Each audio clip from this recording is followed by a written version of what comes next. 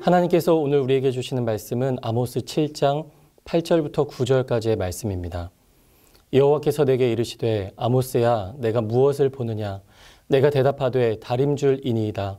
주께서 이르시되 내가 다림줄을 내 백성 이스라엘 가운데 두고 다시는 용서하지 아니하리니 이삭의 산당들이 황폐되며 이스라엘의 성소들이 파괴될 것이라. 내가 일어나 칼로 여로보암의 집을 치리라 하시니라. 아멘. 어린 시절에 잠깐 바이올린을 배운 적이 있었습니다. 바이올린을 배울 때 가장 신기했던 것은 선생님의 목에 걸려있는 작은 필이었습니다. 그것은 조율기였는데요. 선생님은 그 작은 조율기를 입에 물고서 악기를 조율해 주셨습니다.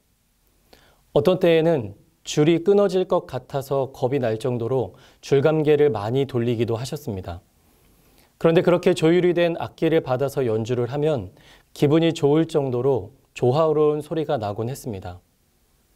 변하지 않는 바른 기준에 맞추어지는 것이 그만큼 중요하다는 것입니다. 오늘 우리가 읽은 아모스 7장에는 이스라엘 백성들을 향한 멸망과 심판의 예언이 기록되어 있습니다. 특별히 아모스 7장 7절부터 9절까지의 내용을 보면 하나님께서는 이스라엘 가운데 다림줄을 두고 다시는 그들을 용서하지 않겠다고 말씀하시는 장면이 나오고 있습니다. 다림줄은 건물을 지을 때 수평이나 수직 여부를 가늠하는 데 사용하는 추가 달린 줄입니다.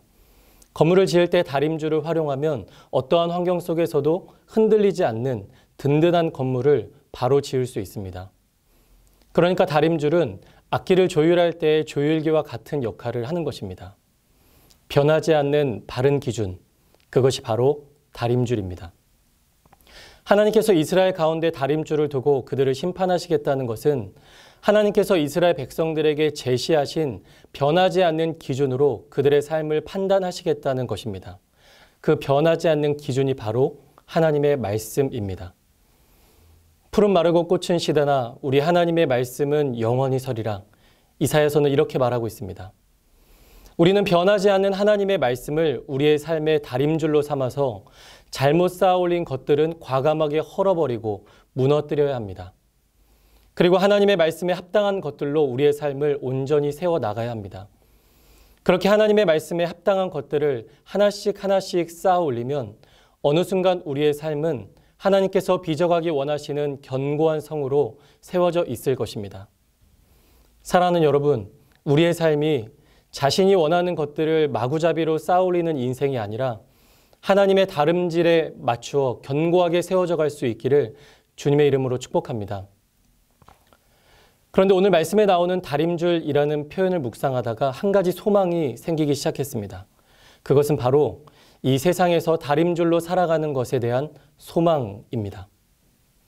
지금 이 세상은 절대적인 진리와 기준이 무너져버린 것처럼 보여집니다. 다수가 동의하면 그것이 진리와 기준이 되기도 하고 또 각자가 원하고 추구하는 것이 진리와 기준이 되어버리기도 합니다. 사사기 시대에 왕이 없어 사람들이 각기 자기의 소견에 옳은 대로 살았던 것처럼 오늘날 우리는 각자가 원하는 대로 살아가고 있습니다.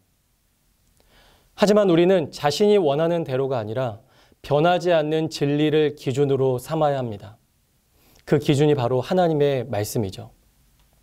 하지만 세상 사람들은 하나님의 말씀을 알지 못합니다.